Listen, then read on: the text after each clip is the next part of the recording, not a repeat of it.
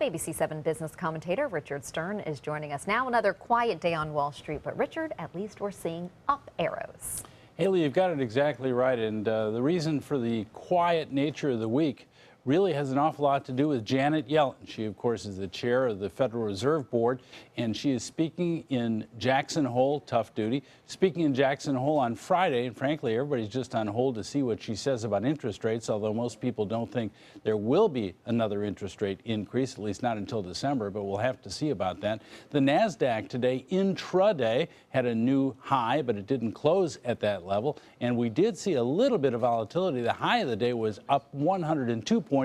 Unfortunately, we didn't finish with quite that big a gain. Let's take a look at the numbers. The Dow Jones Industrial Average up almost 18 points, exactly 0.1%, closing at 18,547.30, again on light volume of 611 million shares. The NASDAQ intraday, yes, no new record at the close, up 15.5 points, 0.3%, closing at 5,260.08 on volume of 1,426 million shares. The S&P, for those of you keeping score at home, that's the 32nd consecutive day in which it has not moved by 1% in either direction, up 0.2% today, 4.25 points at 2,186.90.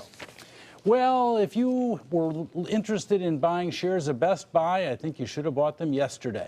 The reason for that is the stock was up by a whopping 19% today, and the reason for that is earnings. Best Buy came out and said their earnings were well ahead of Wall Street expectations. Appliances selling very well, consumer electronics, and of course they are the largest consumer electronics retailer in this country. Same-store sales were up by 0.8%. Most people were expecting a decline. Also, like many other firms in the world, guess what? They're seeing an increase in their online business. So all in all, Best Buy surely was a good buy yesterday.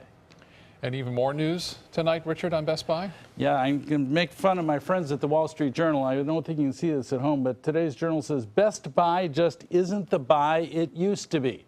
Well, they published that this morning, and I guess they were kind of wrong about that. So even the Wall Street Journal doesn't get it right every time. Okay, good to know. Richard, thank you.